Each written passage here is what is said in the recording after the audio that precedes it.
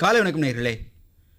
இன்றைய வசந்தலைப்பு நிகழ்ச்சியில் நம்மோடு இணைகிறாங்க நரம்பியல் மற்றும் மூளை இரத்த குழாய் நுண்துளை சிகிச்சை நிபுணர் டாக்டர் எஸ் அருண் பிரணா அவர்கள். அவங்கள வரவேற்றலாம். வணக்கம் சார். வணக்கம் சார். இப்போ இந்த ஸ்ட்ரோக் பக்கவாதம்னு சொல்கிறாங்க இல்லையா, அந்த பக்கவாதம் வந்து ஒரு எமர்ஜென்சியா, அதாவது மெடிக்கல் எமர்ஜென்சியா பார்த்தோம்னா எவ்வளோ நேரத்தில் வந்து அது ட்ரீட்மெண்ட் பண்ணணும்? ஒருத்தருக்கு வந்து பக்கவாதம் வந்திருக்குங்கிறது எப்படி உணர வேண்டும்? அது எப்படி தெரியும் வெளியில்? ஸோ இப்போ அது ஸ்ட்ரோக்னால் நம்மளுக்கு என்னன்றது இதை புரிஞ்சுக்கலாம். ஸ்ட்ரோக்குங்கிறது நம்மளுக்கு பக்கவாதம் மட்டும் கிடையாது. இப்போ எல்லாரும் நினைக்கிறோம் கை கால் மட்டும் பலவீனம் வந்தால் தான் பக்கவாதம் அப்படிங்கிறது. ஸ்ட்ரோக்குங்கிறது மூளையில் எந்த ஒரு இடத்துலையுமே ஒன்று ரத்தம் நின்று போயிருக்கு, இல்லை ரத்தம் கசிஞ்சிருக்கு, அதாவது இஸ்கீமிக் ஸ்ட்ரோக்னு சொல்கிறோம், இல்லை ஹெமரேஜிக் ஸ்ட்ரோக். ரத்தம் நின்று போயிடுச்சுன்னா அதை இஸ்கீமிக் ஸ்ட்ரோக். ரத்தம் குழாய்களில் உடஞ்சி ரத்த கசிவாயிருக்கு அப்படின்னா அது ஹெமரேஜிக் ஸ்ட்ரோக்குன்னு சொல்கிறோம். ஸோ இப்போது ஸ்ட்ரோக்கில் நம்மளுக்கு மூளையில் எந்த இடம் பாதிக்கிறதோ அதுக்கேற்ற மாதிரி தான் தொந்தரவுகள் வரும். ஸோ இப்போ நம்மளுக்கு இப்போ பொதுமக்கள் எல்லாருக்கும் ஈஸியாக புரிஞ்சுக்கிறதுக்காக எல்லாம் ஆல் ஓவர் வேர்ல்டு, உலக அளவில் எல்லா இடத்துலையுமே சொல்லி கொடுக்கறது எப்படின்னா பி ஃபாஸ்ட்டுங்கிற நிமோனிக். பி ஃபாஸ்ட், பீனா பேலன்ஸ். நம்ம திடீர்னு சடனாக தள்ளாடுற மாதிரி, குடிபோதையில் இருக்கவங்க தள்ளுற மாதிரி அப்படியே இங்கிட்டு அங்கிட்டு தள்ளுற மாதிரி இருக்கிறது, பார்வையில் ரெண்டாக தெரிகிறது, இல்லை ஒரு சைடு ஒரு கண்ணு மட்டும் சடனாக பார்வை போகிறது. ஃபாஸ்ட்னா எஃப் வந்து ஃபேஸ், முகம் ஒரு சைடு கோணலாக போகிறது, கையோ காலோ பலவீனம் வர்றது, அதுதான் நம்ம பக்கவாதம்னு சொல்கிறது. இன்னொன்று பேச்சு குளறல், இல்லை பேச்சு வராமல் இருக்கிறது, இல்லை பேச்சு சம்மந்தமே இல்லாமல் வேறு ஏதோ வளர்றது. இது எல்லாமே திடீர்னு வித்தின் செகண்ட்ஸில் டக்குன்னு நடக்கிறது. இப்போ நம்ம கொஞ்சம் ஈஸியாக இதாக புரிஞ்சுங்கன்னா அட்டாக், இப்போ ஹார்ட் அட்டாக் வந்திருக்குன்னா நெஞ்சு வலின்னு சொல்கிற மாதிரி பிரெயின் அட்டாக்குன்னு நம்ம இதை சொல்லிக்கலாம். ஸ்ட்ரோக்குங்கிறது ஒரு பிரெயின் அட்டாக்கு. அப்போ அதில் பி ஃபாஸ்ட். இது இப்போ என்ன பண்ணணும், அல்ல அந்த லாஸ்ட் டீங்கிறது என்னென்னா டைம். நம்ம எவ்வளோ சீக்கிரம் போகிறோமோ அவ்வளோ சீக்கிரம் நம்ம சிகிச்சை எடுத்தால் நல்லது. ஏன்னா இப்போ மூளைங்கிறது, இப்போ மூளைச்சாவு இப்போ ஸ்ட்ரோக்குங்கிறது என்னென்னா அந்தந்த இடங்களில் மூளைச்சாவு ஆகுது. குட்டி குட்டியாக இருக்கிற செல்ஸ், பல மில்லியன் கணக்கில் இருக்கிற செல்ஸு, சின்னதாக இருக்கிற செல்ஸு இறந்து போகுது. அதை தவிர்க்கணும். அதை மேலும் பாதிப்படையாமல் இருக்கிறதுக்கு நம்ம செய்கிறது ட்ரீட்மெண்ட்டுகள் ஆப்ஷன்ஸ் இருக்குது, சிகிச்சைகள் இருக்குது. ஸோ அப்போ அது எவ்வளோ சீக்கிரம் நம்ம ஹாஸ்பிட்டல் போகிறோமோ, ஸ்ட்ரோக்காக ரெடியாக இருக்கிற ஹாஸ்பிட்டல், எல்லா ஹாஸ்பிட்டல் இப்போ நம்மளுக்கு தெரிஞ்ச டாக்டர் போகிறோம் அப்படின்னு இல்லாமல் ஸ்ட்ரோக் ரெடியாக இருக்கிற சென்டர் எங்கே நம்ம போகிறோமோ அது அப்போ தான் நம்ம மேக்ஸிமம் ட்ரீட்மெண்ட் பெனிஃபிட்டும் கிடைக்கும். சரி சார். இப்போது மூளை வந்து சாவடையுதுன்னு சொல்கிறீங்க. இப்போது நம்ம உடம்புல ஏதாவது ஒரு காயம் பட்டுச்சுன்னா வந்து அந்த செல்கள் எல்லாமே வந்து புதுப்பித்து நம்மளுக்கு ஒரு புது எனர்ஜியை கொடுக்கும். ஆனால் வந்து ஏன் வந்து மூளை செல்களை வந்து புதுப்பிக்கலை? இப்போ நரம்பு செல்கள்ங்கிறது ஸ்பெஷலைஸ்டு டிஷ்யூ. இப்போ நம்மளுக்கு தோல் மாதிரி, தோலோ குடல் மாதிரி கிடையாது. இப்போ முடி நம்மளுக்கு கொட்டுது, முடி புதுசாக வளருது, முடி வெற்றம் புதுசாக வளருது, நெகை வெற்றம் வளருது. இது தோலுமே நம்ம ஏதாவது அடிபட்டுருச்சுன்னா தோல் புதுசாக வளருது. லிவருமே ஈரலுமே நம்ம சொல்கிறாங்க, ஈரல் நம்ம டிரான்ஸ்பிளான்ட் பண்ணாலும் கொஞ்சம் ஈரல் வளரும். இதே கிட்னியோ இருதயமோ நுரையீரலோ இந்த மாதிரி சதைகள், ஸ்பெஷலைஸ்டு டிஷ்யூஸ் அப்படின்னு சதைகள் எல்லாமே வந்து அது பகுதிகள் இறந்து போனால் அது இறந்து போனது தான். அதை நம்ம திரும்ப கொண்டு வர முடியாது. இப்போ மற்ற இடங்களில் நம்மளுக்கு இப்போ நுரையீரலுங்கிறது ஒரு பை, ஹார்ட்டுங்கிறது ஒரு இப்போ சுவாச பை, ஹார்ட்டுங்கிறது நம்மளுக்கு பம்ப் மாதிரி வேலை செய்யுது. இப்போ இதுங்க எல்லாத்துலேயும் ஒரு இடம் இல்லைனாலும் இன்னொரு இடத்த வச்சு எப்படியாவது மேக்கப் பண்ணிக்கலாம். இதே மூளைங்கிறது ஒரு இடங்கள்ங்கிறது ரொம்ப ஸ்பெசிஃபிக்காக இருக்குது. சில இடங்கள் வந்து ஞாபகம் வச்சுக்கிறதுக்காக மட்டுமே இருக்கிறது, சில இடங்கள் பார்வைக்காக மட்டுமே இருக்கிறது, சில இடங்கள் நம்மளோட மெயின் சுவாசம், ஹார்ட் துடிப்பு, பிபி இது எல்லாமே கண்ட்ரோல் பண்ணுறதுக்கான ஒரு இடங்கள். இப்போ அந்தந்த இடங்கள் பாதிப்பாயிருச்சுன்னா அந்த இடங்கள் திரும்ப வர்றது வாய்ப்புகள் ரொம்ப ரொம்ப கம்மி. இப்போ நம்ம ஸ்ட்ரோக்கில் நம்ம இப்போ அதனால தான் சொல்கிறது டைம். திரும்ப எவ்வளோ சீக்கிரம் ட்ரீட்மெண்ட் எடுக்கிறோமோ அவ்வளோ சீக்கிரம் நல்லது. இப்போ எவ்வளோ சீக்கிரம் நம்ம ட்ரீட்மெண்ட் எடுத்தனாலும் அதோட சேர்த்து ஃபிசியோதெரப்பி எதுக்காக பண்ணுறோம் அப்படின்னா, மூளை பாதிப்பான இடங்கள் இறந்து போனது திரும்ப நம்மளால் கொண்டு வர முடியாது. இப்போ கை வெட்டுப்பட்டு கை உடஞ்சி போயிடுச்சுன்னா ஃப்ராக்சர் ஒட்டிடுறோம். இதே கையே வெட்டிருச்சு அதே மாதிரி தான் மூளையில் அந்த இடங்கள் போயிருச்சு அப்படின்னா போயிருச்சு, அது திரும்ப வராது. ஸோ அப்போ அது சுற்றி இருக்கிற இடங்கள் அதோட வேலையை எடுத்து செய்யணும். அதுதான் நம்ம நியூரோனல் பிளாஸ்டிசிட்டின்னு கான்செப்ட். ஸோ நம்ம ஃபிசியோதெரப்பி இனிஷியேட் பண்ணுறதே அதுக்காக தான். நியூரோனல் பிளாஸ்டிசிட்டி, சுற்றி உள்ள நரம்பு செல்கள் அந்த பாதிப்பான இடத்தோட வேலையை எடுத்து கற்றுக்கணும். அதை கற்றுக்கிறதுக்கு டைம் எடுக்கும். சரி, இப்போ பக்கவாதம் ஒரு டைம் வந்து பாதிப்பு ஏற்படுச்சுன்னா அது வந்து ஒரு பக்கத்தை வந்து செயலிழப்பு செஞ்சிடுமா, இல்லை வந்து இரு பக்கமும் செயலிழப்பு ஏற்பட வாய்ப்பு இருக்கா, இல்லை ஏதாவது ஒரு பகுதி மட்டும் செயலிழப்பு ஏற்பட வாய்ப்பு இருக்கா? இப்போ பக்கவாதம் எந்த இடம் பாதிக்கின்றது பொறுத்து சின்னதாக ஒரு சின்ன ரத்த கட்டு கூட போதும், இல்லை ஒரு சின்ன ரத்த கசிவு கூட போதும், மொத்தமாக ஒரு கை கால் ஃபுல்லாகவே செயலிழந்து போகிறதுக்கு, சுத்தமாக கையை கூட தூக்க முடியாது, அவங்களால நடக்க கூட நிற்க கூட முடியாத அளவுக்கு செயலிழந்து போகிறதுக்கும் வாய்ப்பு இருக்குது. இதே வர்ற இடம் பொறுத்து மூளையில் வேறு சில இடங்கள்ல வந்துச்சுன்னா கை பலவீனம், சில சமயம் அவங்களால வந்து சின்ன சின்ன ஃபைன் ஒர்க்ஸ், நம்ம இப்போ இந்த பேனா பிடிச்சு எழுதுறதோ, ஃபோனை போய் தொடுறதோ எடுக்கிறதோ, இந்த மாதிரி வேலைகள் வராமல் போகலாம். 2 கை காலுமே வராமல் போகிறதுக்கு தலையில் ஸ்ட்ரோக் வந்தால் இந்த மாதிரி வராது. ரொம்ப ரொம்ப அரியதான வாய்ப்பு தான் அந்த மாதிரி வர்றதுக்கு. தண்டுவடத்தில் பிரச்சனை வந்துச்சுன்னா இந்த மாதிரி வரும். அதுவும் தண்டுவடத்தில் ஸ்ட்ரோக்குனால வர்றதுக்கு கொஞ்சம் வாய்ப்பு கம்மி. வேறு ஏதாவது தொந்தரவுகள்னால, வேறு வியாதிகள்னால இந்த மாதிரி வரலாம். சரி, அது ஒரு அறிகுறிகள் தென்படுது, உடனே வந்து எவ்வளோ மணி நேரத்துக்குள்ள நம்ம வந்து ஹாஸ்பிட்டலுக்கு போனோம்னா நம்ம வந்து குணப்படுத்த முடியும் அப்படிங்கிறத சொல்லுங்கள். இப்போ நம்ம எய்முங்கிறது இருக்கிற மிச்ச நரம்பு செல்கள் காப்பாற்றுறது. ஸோ அப்போ எவ்வளோ சீக்கிரம் முடியுதோ அவ்வளோ சீக்கிரம் போயிடணும். முடிஞ்ச அளவுக்கு 3 மணி நேரத்துக்குள்ளே போயிடுறது. நம்ம 4.5 மணி நேரம் டைம் வரைக்குமே இந்த சப்போஸ் ரத்தம் உறைஞ்சதுனால வந்த பிரச்சனை அப்படின்னா ரத்த குழாய்களை திறந்து கொடுக்கறதுக்கு அந்த இன்ஜெக்ஷன்ஸ் சிலது இருக்குது, த்ராம்போலைட்டிக் ஏஜென்ட்ஸ்னு சொல்கிறோம். அதே போல் 3 மணி நேரத்துலேருந்து 4.5 மணி நேரத்துக்குள்ளே இது நம்ம யூஸ் ஆகும்.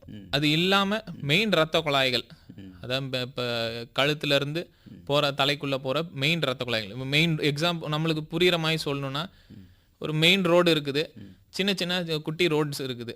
இந்த குட்டி ரோடில் அடப்பு வந்துச்சுன்னா இந்த த்ராம்போலைட்டிக் ஏஜென்ட், இந்த மருந்துகள் வேலை செய்யும்.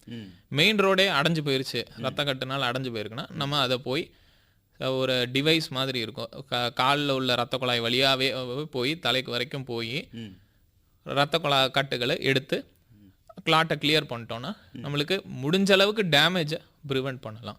அதாவது சுத்தமாக பலவீனத்தோட வாழ்க்கை ஃபுல்லாகவே கை கால் விளங்காமல் ஒரு சைடு தன்னால் சாப்பிட முடியாமல் எல்லாத்துக்கும் மற்றவங்கள சார்ந்து இருக்கிறதுக்கு பதிலாக ஆல்மோஸ்ட் நியர் ரெக்கவரி நம்ம கொண்டு வரலாம். ஏன் சில பேருக்கு ஃபுல் ரெக்கவரி கூட வந்திருக்குது. அவங்க நார்மலாகவே எல்லா வேலைகளும் செய்கிறது, சொந்த செயல்பாடு எல்லாமே செய்கிறதுக்கும் ரெக்கவரி பாசிபிள். இப்போ இது எல்லாமே வந்து நம்ம எவ்வளோ சீக்கிரம் முடியுதோ அவ்வளோ சீக்கிரம் போய் தேவையான டெஸ்ட்டுகளும் ட்ரீட்மெண்ட்டும் எடுத்தாலே உண்டு.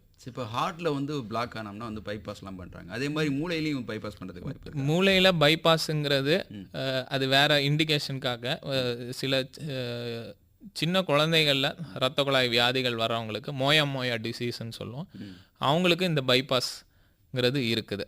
தலையில் வெளியில் இப்போ முகத்துக்கு போகிற இரத்த குழாயும் தலைக்குள்ள மூளைக்கு போகிற இரத்த குழாயையும் சேர்த்து பைபாஸ் பண்ணுறதுக்கு உண்டு.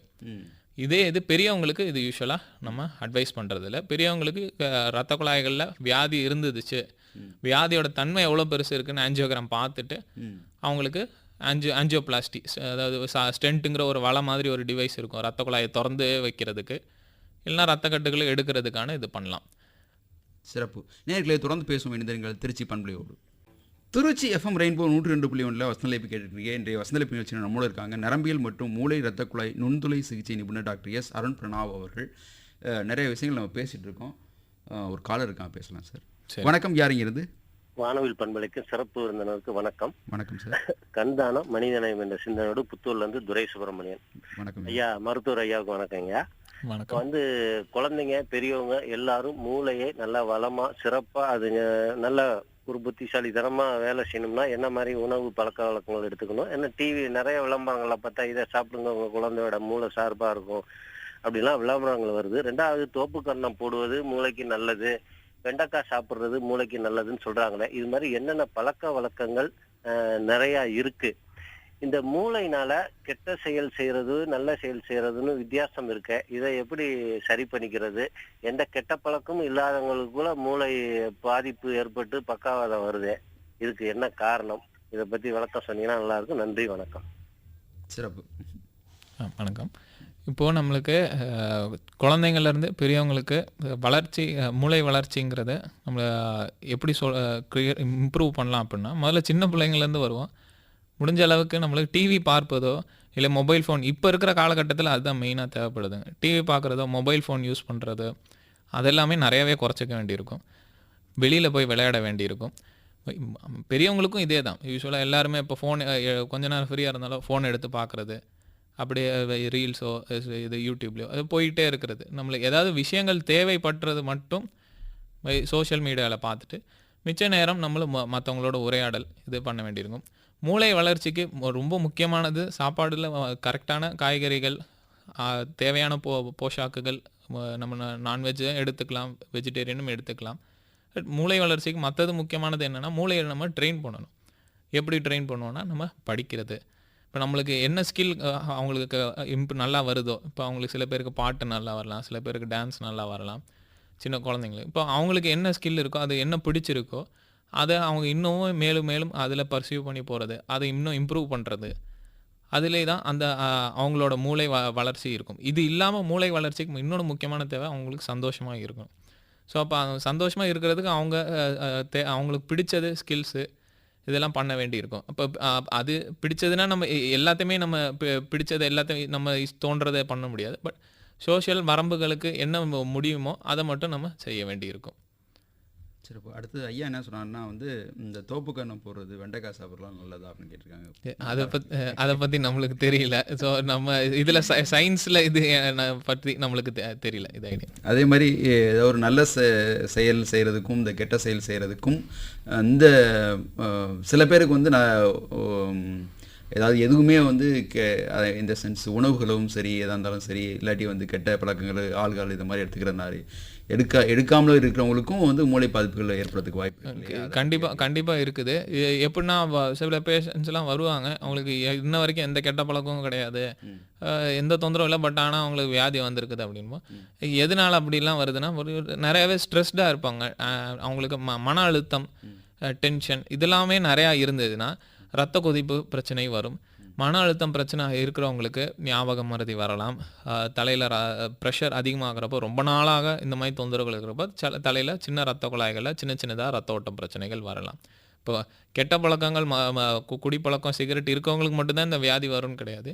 இது இல்லாமல் இருக்கிறவங்களுக்கும், இது இல்லாமல் அவங்களுக்கு வேறு என்ன கெட்ட பழக்கம், நிறையவே சாப்பிட்றது, அளவுக்கு அதிகமாக சாப்பிட்றது, கண்டதும் சாப்பிட்றது, இது ஹெல்த்தியான ஃபுட்ஸ் இல்லாமல் ஃபாஸ்ட் ஃபுட்டு ரெகுலராகவே சாப்பிட்றது, நம்ம நிறையா மைதா சம்மந்தப்பட்ட பொருட்கள் எடுத்துக்கிறது, பேக்டு ஃபுட்ஸாக எடுத்துக்கிறது, இதெல்லாமே கெட்ட பழக்கங்களில் சேர்ந்து வர்றது தான்.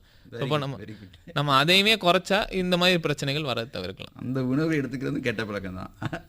சரி, மற்றொரு காலம் இருக்காங்க, பேசலாம். ஐயா வணக்கம், யாருங்க இருந்து?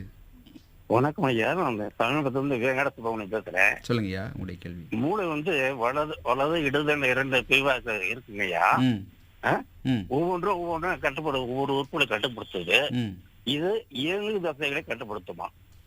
இயங்கு தசைகளை மூலம்னு சொல்லக்கூடியது உடனே நம்ம தடுத்துடுறோம். சில விஷயங்களை வந்து மூளைக்கு செல்லாமலே நம்மளே தடுத்துடுறோம். முகுளம், அதற்கு நரம்பு உள்ளடத்துக்கு தொடர்பு இருக்கு ஐயா. முகுளமாயா? மூளை காய்ச்சல்ங்கிறது எப்படி வருது, அதை பிரிவென்ஷன் சொல்லி பட் கியூர்ங்கிறது எப்படி தடுக்கலாம், இதை நான் கேட்கிறேன் ஐயா.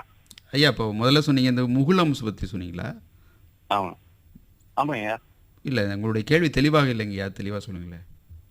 மூலம்னு சொல்லக்கூடியது மூளை செயல்பாடுக்கு முன்னாடியே செயல்பட்டுறதுங்க.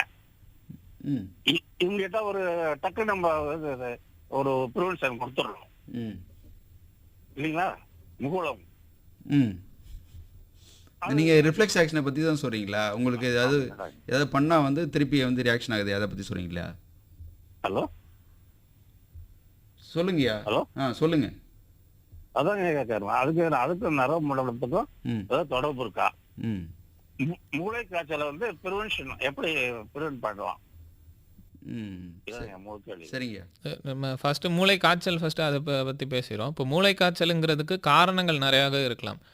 மூளை காய்ச்சலில் இப்போ நம்மளுக்கு சாதா சளி இருமல் வருதுன்னா அதுக்கு நம்ம வைரஸ், இப்போ கொரோனா வைரஸ்ன்னு கேள்விப்பட்டிருக்கிறோம். அது மாதிரி பல வைரஸுகள் இருக்குது. இது இல்லாமல் பாக்டீரியாவுக்கு சில இன்ஃபெக்ஷன்ஸ் இருக்குது. டிபி, காசநோயினால் வர்றது இருக்குது. இப்போ நம்ம கேரளாவில் ரொம்ப அதிகமாக போயிட்டுருக்க அமீபிக் மெனிங்கெஃபலைட்டிஸ்ன்னு மூளை காய்ச்சல். அதாவது அவங்க இதில் குளிக்கிறது, குளத்தில் குளிக்கிறது, அவங்களுக்கெல்லாம் இந்த வியாதி வருது. இப்போ மூளை காய்ச்சலுங்கிற காரணங்கள் நிறையா இருக்குது. அதை தவிர்க்கணுன்னா அழுக்காக இருக்கிற குளத்துல குளிக்கக்கூடாது. நம்ம சத்தான சாப்பாடு சாப்பிட்டுட்டு நோய் எதிர்ப்பு சக்தியை கரெக்டாக வச்சுருக்க வேண்டியிருக்கும். வயசானவங்களுக்கு வேக்சின்ஸு, சின்ன குழந்தைங்களுக்கு கண்டிப்பாக தடுப்பூசிகள் போடணும். வயசானவங்களுக்கு இது சில நுரையீரல் இன்ஃபெக்ஷனும் இது இல்லாமல் மூளை காய்ச்சலும் வராமல் இருக்க சில வேக்சின்ஸ் தடுப்பூசிகள் இருக்குது. சிறப்பு. திருச்சி எஃப்எம் ரெயின்போ 102.1 வசந்தளிப்பு கேட்டிருக்கீங்க. இன்றைய வசந்தளிப்பு நிகழ்ச்சியில் நம்மோடு இருக்காங்க நரம்பியல் மற்றும் மூளை இரத்த குழாய் நுண்துளை சிகிச்சை நிபுணர் டாக்டர் எஸ் அருண் பிரணார் அவர்கள். ஐயாட்ட நீங்களும் பேசலாம். அதற்கு நீங்கள் தொட்டு தொலைபேசி நிகழ்ச்சி எண்ணத்து 46 101, மற்றொரு எண் 240 101, முன்னின் பின் சொல்லி 431. வாட்ஸ்அப் நம்பருக்கு உங்களுடைய கேள்வியில் வாட்ஸ்அப் பண்ணலாம். 938 546 101. மற்ற காலர் இருக்காங்க, பேசலாம். வணக்கம், யாருங்க என்னது? வணக்கங்க ஐயா, நான் திருவானைக்காவல் கீழகொண்டமேட்டில் தமிழ்ச்செல்வி கல்யாண சுந்தரன் பேசுறேன். சொல்லுங்கம்மா. டாக்டருக்கு என்னுடைய வணக்கங்கள். வணக்கம். உங்களுக்கு வந்து ஞாபக மறதி வருது, சாப்பிட்டாங்களா மறந்துட்டேங்கிறாங்க, ஏதாவது சொல்லிட்டு திரும்ப கேட்டோம்னா மறந்துட்டோம் அப்படிங்கிறாங்க. அது வயதுதான் காரணமா இல்ல இந்த மாதிரி மூளை செல்கள் இறக்காது அப்படின்னு சொல்லிட்டு இருக்கீங்க, அது காரணமா?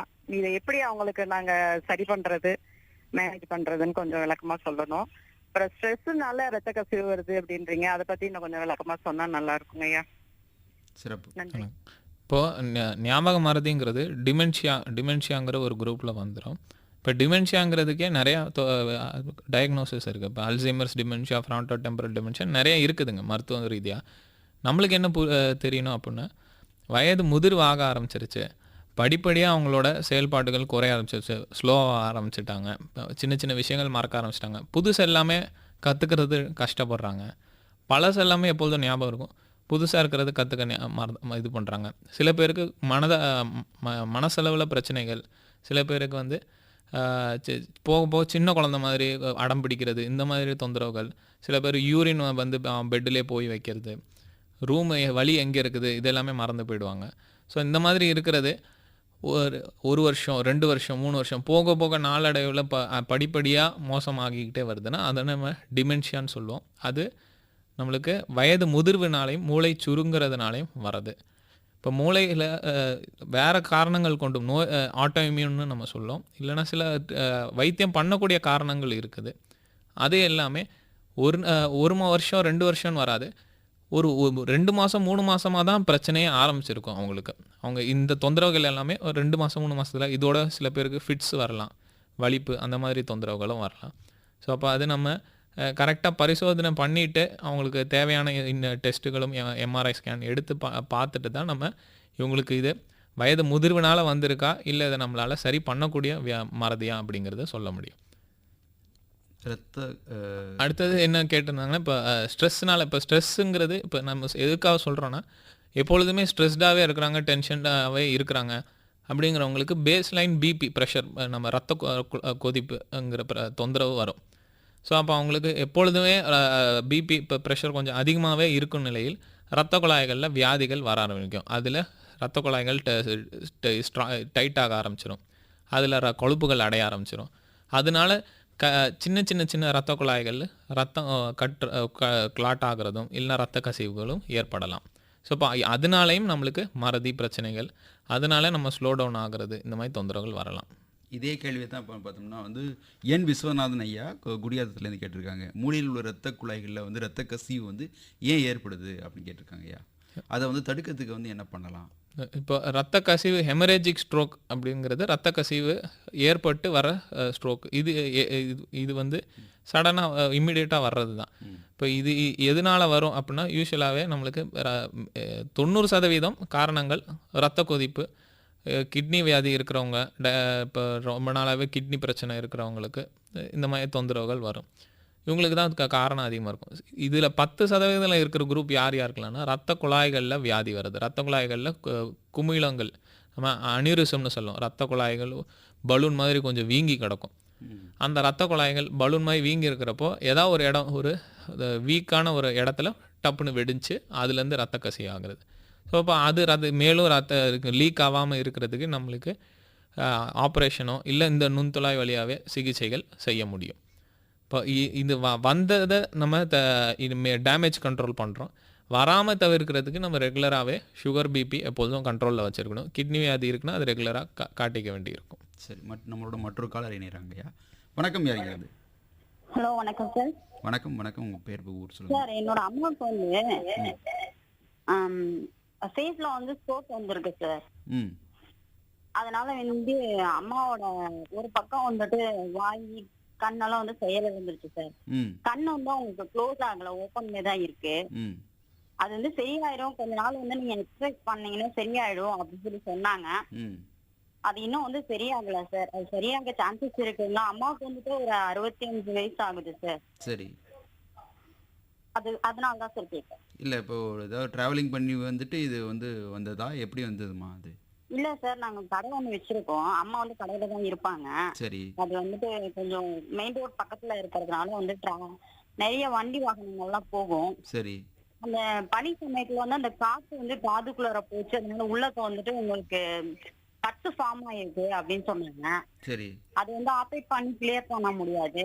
ம் அது வந்துட்டு திரும்ப வந்து உங்களுக்கு சுகர் பேஷண்ட் வேற, அதனால வந்து எக்ஸசைஸ் பண்ணி தான் சரி பண்ண முடியும்னு சொல்லிட்டு ம் அவங்க வந்துட்டு எக்ஸசைஸ் எழுதி கொடுத்துருந்தாங்க சார். நாங்க 1 month போனோம் பிசியோக்கு. ம் அதுக்கப்புறம் அவங்க ஹீட் வச்சாங்க. அதுல வந்து அம்மாவுக்கு ஒரு சைடு கொஞ்சம் வெந்து போற மாதிரி ஆயிடுச்சு, அதனால அதை ஸ்டாப் பண்ணிட்டோம். ம் அதை அப்படியே வந்து டேப்லெட் மட்டும் கண்டினியூ பண்ணுங்கன்னு சொல்லிட்டாங்க.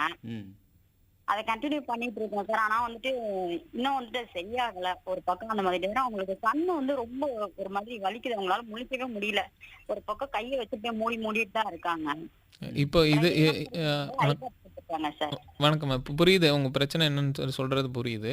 இப்போ இது வந்து நம்ம ஸ்ட்ரோக்குன்னு சொல்ல மாட்டோம். இப்போ முகத்தில் ஒரு சைடு மட்டும் பலவீனம் வந்துருக்குது, கை காலில் பலவீனம் வரலை, பேச்சு பிரச்சனைகள் எதுவும் வரலை அப்படிங்கிறப்போ இது ஸ்ட்ரோக்குன்னு சொல்ல மாட்டோம். இதை நம்ம பெல்ஸ் பால்சின்னு சொல்லுவோம். பெல்ஸ் பால்சினா முகத்துக்கு வரக்கூடிய நரம்பு வெளியில் தலைக்கு மூளையிலேருந்து வெளியில் நம்மளுக்கு எலும்பு இருக்குதுல்ல, ஸ்கல், அது வழியாக வர்றது.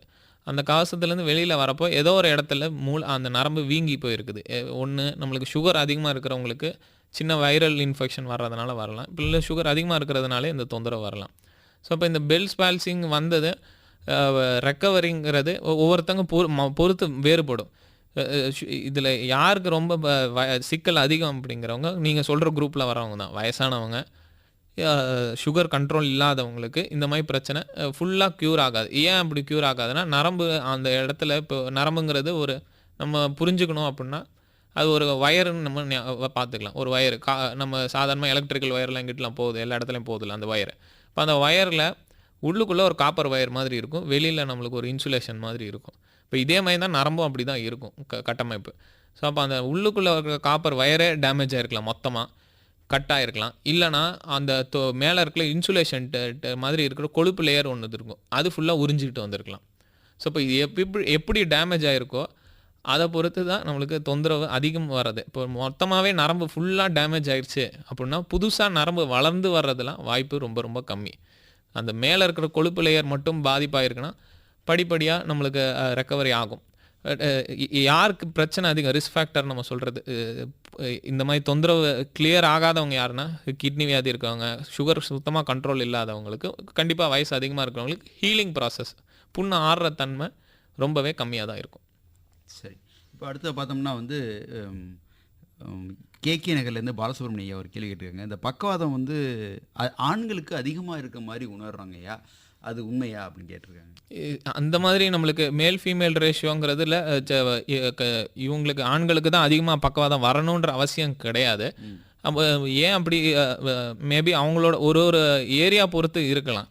இப்போ பக்கவாதம் இவங்களுக்கு தான் அதிகமாக வரணும், இவங்க பெண்களுக்கு கம்மியாக வரணுன்றது கிடையாது, 2 பேருக்கும் சமமாக தான் இருக்கும். சுகர் ப்ரெஷர் இது இல்லாமல் நிறையா மற்ற காரணங்களும் இருக்கும். வாதம், முடக்குவாதம் பிரச்சனை இருக்கிறவங்களுக்கு, நோய் எதிர்ப்பு சக்தி பிரச்சனை இருக்கும், கிட்னி வியாதி, தைராய்டு வியாதி, இது இவங்க இருக்கவங்களுக்கு எல்லாருக்குமே ஸ்ட்ரோக்குங்கிறது ஒரு ரிஸ்க் ஃபேக்டர். அப்போ ஹார்ட் அட்டாக்குங்கிறது ஒரு வர்றதுக்கான வாய்ப்பு நம்ம சொல்கிறோன்ற மாதிரி இதுவும் ஒரு வாய்ப்பு கொஞ்சம் அதிகம். மற்றொரு காலர் இருக்காங்க, பேசலாம். வணக்கம், யாருங்கிறது? வணக்கம். வணக்கம் ஐயா, உங்கள் பேர் உயர்? 20க்கு 2 பேத்துக்கும் காலை வணக்கம். வணக்கம் ஐயா, உங்களுடைய பேர்? அதாவது நான் பெரம்பலூர் மாவட்டத்தில் ராமச்சந்திரன் பேசுகிறேன். சொல்லுங்க ஐயா உங்களுடைய கேள்வி. ஹலோ. சொல்லுங்க உங்களுடைய கேள்வி சொல்லுங்க. அதாவது நான் இப்போ ராமச்சந்திரன் பேசுகிறேன். எனக்கு ஒரு 10 வருஷத்துக்கு முன்னாடி வேலை செஞ்சுட்டு இருக்கும்போது ஒரு மரக்கிளை கழுத்தில் விழுந்துருச்சு. ஓகே. அது லேசாக அப்படியே விட்டுட்டு ஆஸ்பத்திரி போல ஒன்றும் சரியில்லை. இப்போ அதனால ரொம்ப பாதிப்பு இருக்கு. ஊசி போட்டாலும் வலி கேட்க மாட்டேங்குது. சரி. அந்த இடத்துல நரம்பு விண்ணுன்னு இருக்கு. கொஞ்சம் வலி சில டைமில் ஒரு பாலங்கீரை தூக்கினா வலி அதிகமாக இருக்கு. அதுக்கு ஹாஸ்பிட்டல் ஊசி போட்டையும் கேட்க மாட்டேன். அதுக்கு ஏதாவது வேற முறை என்ன தயனங்கள்லாம் ஏதாவது போக்குவரத்து இருக்குங்களா, இல்லை பயிற்சி எதுவும் எடுக்கணுங்களா? இதான் மருத்துவரே கேட்டுருங்கய்யா. ஐயா நீங்கள் சொல்கிற தொந்தரவு கழுத்து தண்டுவடத்தில் முன்னாடி ஒரு தடவை அடிபட்டிருக்கு. இது இல்லாமல் நீங்கள் கொஞ்சம் ஹெவி வேலைகள் செய்கிறது, தலையில் வெயிட்டு தூக்குறது, இந்த மாதிரி தொந்தரவு ரொம்ப நாளாக பண்ணிட்டு இருந்திருப்பீங்க. அதனால் கழுத்து தண்டுவட தேய்மானம் பிரச்சனை வந்திருக்கலாம். அந்த தண்டுவடம் டிஸ்க்குன்னு சொல்லும். ஒரு எலும்புக்கு மேலே இன்னொரு எலும்புக்கும் நடுவில் இந்த மாதிரி குஷன் மாதிரி டிஸ்க் இருக்கும். அந்த டிஸ்க்கு விலகி நரம்பு அழுத்துறதுனால இந்த மாதிரி பிரச்சனைகள் வரலாம். அது நம்ம முறையாக பரிசோதனை செய்யாமல் நம்ம மாத்திரைகளோ இது கொடுக்கறதுல பிரயோஜனம் இல்லை. என்ன எவ்வளோ தூரம் பாதிப்பு இருக்கோ அதுக்கேற்ற மாதிரி ட்ரீட்மெண்ட் ஆப்ஷன்ஸ், சிகிச்சை ஆப்ஷன்ஸ் நிறையா இருக்குதுங்க. சிறப்பு. நேர்களை தொடர்ந்து பேசும் இணையர்கள் திருச்சி பண்பலையோடு ஒரு காலர் பேசுகிறாங்க சார். வணக்கம், யாருங்கிறது? கரூர் மாவட்டத்துல இருந்து அமராவதி பேசுறேன் ஐயா. வணக்கம் ஐயா. வணக்கம், உங்களுடைய கேள்வி கேட்கலாமா? ஐயா, எனக்கு முடக்குவாதம் இருக்கு. அதுக்குனால இந்த மூளை நரம்பு இது எதனா பிரச்சனைகள் வரும் ஐயா? முடக்குவாதம் வந்தால் மூளையில் ஏதாவது பிரச்சனை வரும்? இப்போ முடக்குவாதங்கிறது நம்மளுக்கு உடம்புல மொத்தமாக ஒரு சிஸ்டமிக் டிசீஸ்ன்னு சொல்லுவோம். இப்போ நம்மளுக்கு மூட்டு தேய்மானம், வயசான மூட்டு தேய்மானங்கிறது ஆஸ்டியோ ஆர்த்தரைட்டிஸ்ன்னு சொல்கிற மாதிரி கிடையாது. முடக்குவாதம் எதனால் வருது அப்படிங்கிற காரணம் என்னென்னா, நோய் எதிர்ப்பு சக்தி தேவையில்லாமல் போய் நம்ம எலும்புகளை எலும்பு இல்லாமல் மற்ற சதைகள் எல்லாத்துலேயுமே டேமேஜ் பண்ணுறதுனால வர்றது. ஸோ இப்போ இந்த முடக்குவாதங்கிறது நம்மளுக்கு மூளை மட்டும் இல்லை, எந்த உறுப்பை வேணால் பாதிக்கலாம். தலையிலேருந்து கால் வரைக்கும் எந்த உறுப்பு, முடி கொட்டுறதுலேருந்து மூளையில் மூளை ரத்த ஓட்டம் பிரச்சனை, இல்லை கழுத்தில் தண்டுவடம் பிரச்சனை, இடுப்பு தண்டுவடம் பிரச்சனை, இது எது வேணால் பிரச்சனை வரலாம். இது இல்லாமல் கை கால் எரிச்சல், மதமதப்பு, வெளியில் இருக்கிற நரம்புகள் பாதிப்பும் வரலாம். சரி சரி. இப்போ பார்த்தோம்னா அடுத்தது பார்த்தோம்னா ஒரு நேயர் வாட்ஸ்அப் பண்ணியிருக்காங்க. நடுக்குவாதம் பிரச்சனைக்கு முழுமையான தீர்வு இருக்கா அப்படின்னு கேட்டிருக்காங்க. இப்போ நடுக்குவாதம் அது பார்க்கின்சன் டிசீஸ்ன்னு சொல்லும். இப்போ இது இல்லாமல் பார்க்கின்சன் டிசீஸ் லைக் குரூப்னு மொத்தமாக ஒரு நிறையா வியாதிகள் அது சார்ந்ததாகவே இருக்கும். அதோட மெயின் பிரச்சனைகள் என்னென்னா ஸ்லோ ஆகிறது, கையில் நடுக்கம் வராது, அவங்களால அடிக்கடி விழுவுறது, கீழே விழுவுறது. இப்போ வயசானவங்களாம் தடுக்கி விழுந்துட்டாங்க, இல்லை டப்புன்னு போகிறப்ப விழுந்துட்டாங்கன்னு சொல்கிறோம். இப்போ அதெல்லாமே பார்க்கின்சன் வியாதி வர்றதுக்கு வாய்ப்புகள் அதிகம். ஸோ இப்போ பார்க்கின்சனில் மெயின் பிரச்சனைகள் இது இல்லாமல் நிறைய தொந்தரவுகள் இருக்குது, காரணங்களும் நிறையா இருக்குது. இப்போது நம்மளுக்கு நடுக்குவாதம் க்யூர் அப்படிங்கிறது கிடையாது. ஏன்னா மூளை சுருக்கங்கிறதுல ஒரு ஏரியாவில் வர்றதுனால இந்த பிரச்சனை வர்றது. ரிவர்சபிள் டைப் ஆஃப் அதாவது செகண்டரி பார்க்கின்சன்ஸ்ன்னு சொல்லும். ஏதாவது வியாதினால இந்த பார்க்கின்சன் பிரச்சனை வந்திருக்கும். அது எதெல்லாம் ரொம்ப காமனாக இருக்கிறது என்னென்னா, நம்மளுக்கு தைராய்டு பிரச்சனை ரொம்ப கண்ட்ரோலே இல்லாமல் இருக்கிறவங்க, ஸோ தைராய்டு செயல்பாடு கம்மியாக இருக்குதுங்கிறவங்க, மாத்திரை தைராக்சின்னு காலங்காத்தால் வெறும் வயிற்றில் போடுற மாத்திரையை போடாமல் இருக்கிறதுனால மொத்தமாக உடம்பே ஸ்லோ டவுன் ஆகிடும். இது இல்லாமல் நம்ம சில மாத்திரைகள் ட்ரக் இன்டியூஸ்ட் பார்க்கின்சன் சொல்லுவோம். சில அல்சருக்குன்னு ரொம்ப நாளாக மருத்துவரை கன்சல்ட் பண்ணாமல் சில மாத்திரைகள் போட்டுட்டு இருப்பாங்க. அதில் ஒரு குரூப்னால இதே மாதிரி தொந்தரவுகள் பார்க்கின்சன் வரலாம். இது இல்லாமல் நோய் எதிர்ப்பு சக்தி தேவையில்லாமல் மூளையை பாதிப்பு ஆகுறப்பையும் இதே மாதிரி பார்க்கின்சன் பிரச்சனை வரலாம். இது எல்லாமே நம்மளுக்கு ட்ரீட்டபிள் குரூப்பில் வர்றது. மற்றது தொந்தரவுகளை கட்டுப்படுத்தலாம், நம்மளுக்கு மாத்திரைகள் இருக்குது. அது இல்லாமல் நம்மளுக்கு அடுத்து அதுலேயே ரொம்ப அட்வான்ஸ்டாக ட்ரீட்மெண்ட் இருக்கிறது டீப் பிரெயின் ஸ்டிமுலேஷன் சொல்லும். மூளைக்கு உள்ளே இருக்கிற உள்மூளை, நம்ம சிறுமூளைக்கு பக்கத்துலேயே இருக்கிற அந்த பேசல் கேங்லியான்ற மூளை ஏரியா பாகங்களில் ஒரு கருவி மாதிரி வச்சு அதை ஸ்டிமுலேட் பண்ணுறப்போ நம்மளுக்கு இந்த பார்க்கின்சன் நடுக்கம் பிரச்சனைகள் சில பேருக்கு ரொம்ப ஸ்லோ ஆகிறவங்களுக்கு, மாத்திரை தாங்க முடியாத சைடு எஃபெக்ட் இருக்கவங்களுக்கு இது செய்யலாம். சிறப்பு. மற்றொரு காலர் இருக்கான், பேசலாம். வணக்கம், யாருங்கிறது? ஐயா வணக்கங்க, கோமாவுலேருந்து பாண்டியன் பேசுகிறேங்க ஐயா. சொல்லுங்க உங்களுடைய கேள்வி. ஒரு வருஷத்துக்கு முன்னாடி எனக்கு ஸ்ட்ரோக் மாதிரி வந்ததுங்க. சரி. இந்த ஜிஹெச்சில் போய் இது பண்ணி பார்த்தோம், ஸ்கேன் போட்டு பார்த்தப்ப இது நம்ம மூளையில் நரம்பு அடைச்சிருக்குன்ட்டாங்க. சரி. அதுக்கு ஆஸ்பிரின் சாப்பிட்டுட்டு இருக்கிறேன். இதை கண்டினியூவாக சாப்பிட்டா கிளியர் ஆகுங்களா, இல்லை அது என்ன பண்ணலாங்க? இப்போ நம்ம ஸ்ட்ரோக் வந்திருக்குதுங்க. இப்போ நம்மளுக்கு ஆஸ்பிரின் இல்லாமல் மற்ற மாத்திரைகளும் இருக்குது. ஸ்ட்ரோக் ஒன்ஸ் வந்திருக்கு அப்படின்னா நம்மளுக்கு இன்னும் வாழ்க்கையில் இன்னொரு தடவை ஸ்ட்ரோக் வர்றதுக்கு ஹார்ட் அட்டாக் ரெண்டுமே, அட்டாக்குங்கிறது மூளையும் சரி இருதயம் சரி, ரெண்டு அட்டாக்கும் வராமல் இருக்கிறதுக்கு நம்மளுக்கு வந்திருக்குது. அப்போ நம்ம உடம்புக்கு அது திரும்பவும் வர்றதுக்கான வாய்ப்பு இருக்குது. ஸோ அப்போ இன்னொரு அட்டாக் வராமல் இருக்கிறதுக்கு நம்ம வாழ்க்கை ஃபுல்லாக அந்த ஆஸ்பிரினோ இல்லை அது சார்ந்த மாத்திரைகள் போட்டே ஆகணும். அது இல்லாமல் நம்ம சுகர் ப்ரெஷர் எதுவும் இருந்ததுன்னா அதுக்கேற்ற மாதிரி கண்ட்ரோல் பண்ண வேண்டி இருக்கும். சரிங்கய்யா, அருமை. இப்போது பொதுவாக வந்து நரம்பு மண்டலம் வந்து நல்லா வேலை செய்யறதுக்கு, சீராக இயங்க என்ன மாதிரியான உணவுகளும் சரி, வாழ்க்கை நடைமுறைகள்லாம் இருக்கணும்னு நினைக்கிறீங்கய்யா?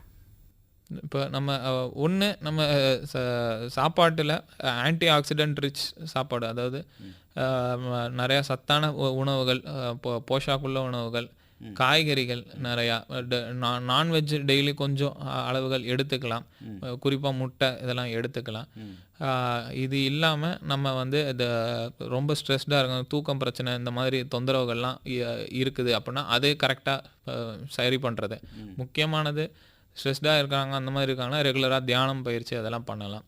தூக்கம் பிரச்சனை இருக்கிறவங்க கண்டிப்பாக அதை சரி பண்ணியே ஆகணும். ஏன்னா தூங்குறப்ப தான் மூளையில் சில அந்த கழிவுகள், கிளிம்ஃபாட்டிக்ஸ்ன்னு சொல்லுவோம், கழிவுகள் எல்லாம் தூங்குறப்ப தான் மேக்ஸிமம் அந்த கழிவுகள் எல்லாம் மூளையிலேருந்து வெளியில் போகும். மூளையிலேருந்து வெளியில் போய் ரத்தத்தில் போய் கிட்னி வழியாக வெளியில் வர்றது, கிட்னி லிவர் வழியாக வெளியே வர்றது. ஸோ அப்போ நார்மலான தூக்கம் ஒரு பெரியவங்களுக்குன்னா 6 மணி நேரத்துலேருந்து 8 மணி நேரம். சின்ன குழந்தைங்களாம் நம்ம ஒவ்வொருத்த வயசை பொறுத்து 10லேருந்து 12 மணி நேரம் 14 மணி நேரம் கூட இருக்கும். இந்த முறையான சரியான தூக்கம், ஆழ்ந்த தூக்கம் இருந்தால் தான் மூளை அடுத்த நாள் ஃப்ரெஷ்ஷாக இருக்கும், அடுத்த நாள் செயல்பாட்டோடு இருக்கும், நல்ல செயல்பாடு. உங்களை கான்டாக்ட் பண்ணால் என்ன தொலைபேசி இல்லையா? தொலைபேசி 80 724 19 765 765 80 72 41 97 65. அருமை. கடந்த 1 மணி நேரமாக நிறைய தகவல் வந்து நேயர்களுக்கு கொடுத்தீங்க. உங்களுக்கு வந்து நிலையத்தின் சார்பாகவும் நேயர்களின் சார்பாகவும் நன்றி தெரிவிச்சுங்க. நன்றி.